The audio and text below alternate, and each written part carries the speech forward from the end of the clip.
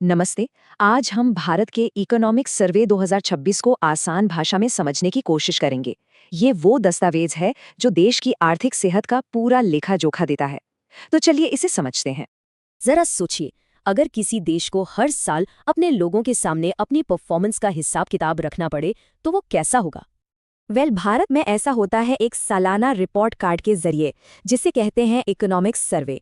ये दस्तावेज सरकार की जवाबदेही का एक अहम सबूत है, जो ये बताता है कि जनता के पैसे का इस्तेमाल कैसे हुआ और उसके नतीजे क्या रहे। तो चलिए देखते हैं कि आज हम क्या क्या समझने वाले हैं।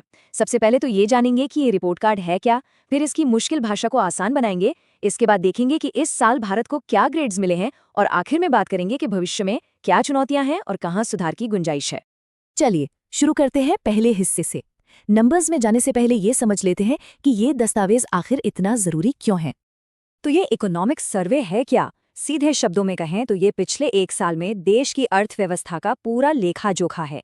ये एक तरह से जनता के प्रति सरकार की जवाबदेही का दस्तावेज है, जिसे वित्त मंत्रालय का इकोनॉमिक डिवीजन तैयार करता है और देश के चीफ इकोनॉमिक एडवाइजर इसे पेश करते हैं।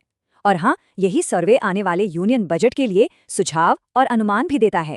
ठीक है, अब किसी भी रिपोर्ट कार्ड को समझने के लिए उसके सब्जेक्ट्स को समझना जरूरी है ना? तो चलिए सर्वे में इस्तेमाल होने वाले कुछ जरूरी आर्थिक शब्दों पर नजर डालते हैं। सबसे पहले और सबसे जरूरी, जीडीपी यानी ग्रॉस डोमेस्टिक प्रोडक्ट। ये किसी भी देश की सीमाओं के अंदर एक साल में बने सभी सामान और सर्विसेज की टोटल वैल्यू होती है। इसी से देश की आर्थिक तरक्की को मापा जाता है। दूसरा है इन्फ्लेशन यानी मुद्रास्फीति, आम भाषा में कहें तो महंगाई। ये हमें बताता है कि हमारी ज़रूरत की चीज़ों और सेवाओं के दाम कितनी तेज़ी से बढ़ रहे हैं और हमारी खरीदने की ताकत कैसे कम हो रही है। और फिर आता है घाटा यानी डेफिसिट। इसे समझने के लिए एक पुरानी हिंदी कहावत बिल्कुल सटीक बैठती है। अब ये बड़ा दिलचस्प है कि सरकार अपने घाटे को कैसे देखती है। देखिए, एक होता है रेवेन्यू डेफिसिट। ये तब होता है जब सरकार के रोजमर्रा के खर्चे जैसे कि सैलरी और पेंशन, उसकी कमाई यानी टैक्स वगैरह से ज्यादा हो जाते हैं। लेकिन फिर एक और चीज है, इफेक्टिव रेवेन्यू डेफिसिट। इसमें से वो पैसा हटा दिया जाता है जो सड़कें या अस्पताल बनाने जैसे लॉन्ग टर्म इन्वेस्टमेंट पर खर्च हुआ हो। इससे खर्च की एक ज्यादा साफ तस्वीर मिलती है। तो अब जब हम ये बेसिक बातें समझ गए हैं, तो चलिए सीधे मुद्दे पर आते हैं और देखते हैं कि भारत के 2026 के रिपोर्ट कार्ड में फाइनल ग्रेड्स क्या मिले हैं। और इस रिपोर्ट कार्ड की सबसे बड़ी हेडलाइन है 7.4% की real GDP growth. Fiscal year 2026 में ये शानदार आंकड़ा भारत को दुनिया की सबसे तेजी से बढ़ने वाली बड़ी अर्थव्यवस्थाओं में से एक बनाता है। और ये ग्रोथ आई है मजबूत घरेलू मांग और मैन्युफैक्चरिंग सेक्टर में आई तेजी की वजह से। और ये मजबूत रफ्तार आगे भी जारी रहने की उम्मीद है। जैसा कि हम यहाँ देख सकते हैं, आरबीआई का अनुमान है कि अगले वित्त वर्ष में भारत 7.3% की दर से बढ़ेगा, जबकि आईएमएफ के मुताबिक चीन की ग्रोथ 4.6% रह सकती है। अच्छा, इस ग्रोथ की कहानी में एक और बहुत जरूरी पहलू है, वो ये कि ये सब महंगाई को काबू में रखते हुए हासिल किया गया है। सर्वे बताता है कि इन्फ्लेशन 2 से 6% के टारगेट रेंज में ही रहा, जो एक स्थिर अर्थव्यवस्था की बहुत बड़ी निशानी है। लेकिन कहानी सिर्फ जीडीपी की नहीं है।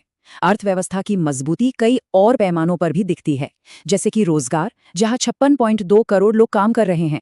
एग्रीकल्चर सेक्टर ने भी 3.1% की ग्रोथ दिखाई है। देश का विदेशी मुद्रा भंडार मतलब फॉरेक्स रिजर्व्स $701.4 बिलियन के रिकॉर्ड हाई पर है, जो एक तरह से हमारा सेफ्टी नेट है।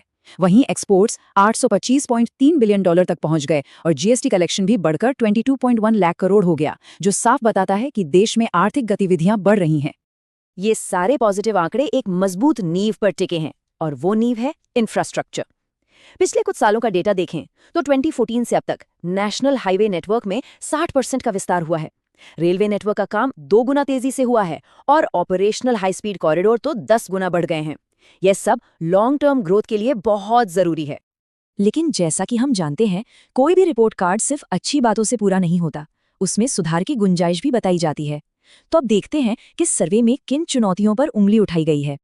तो सबसे अहम बात जो सर्वे सामने लाता है वो ये है कि आर्थिक विकास के साथ साथ कुछ नई तरह की सामाजिक और स्वास्थ्य से जुड़ी चुनौतियां भी सामने आ रही हैं।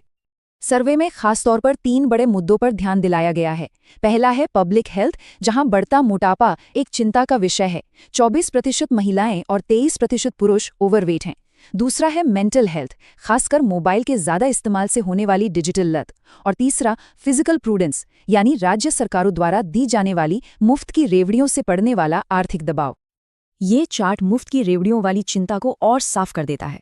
ये दिखाता है कि औसतन राज्य अपने कुल बजट का 8.26% ऐसी सब्सिडी और स्कीमों पर खर्च कर रहे हैं जिनसे लॉन्ग टर्म में कोई संपत्ति नहीं बनती, मतलब कोई स्कूल, अस्पताल या सड़क नहीं बनती।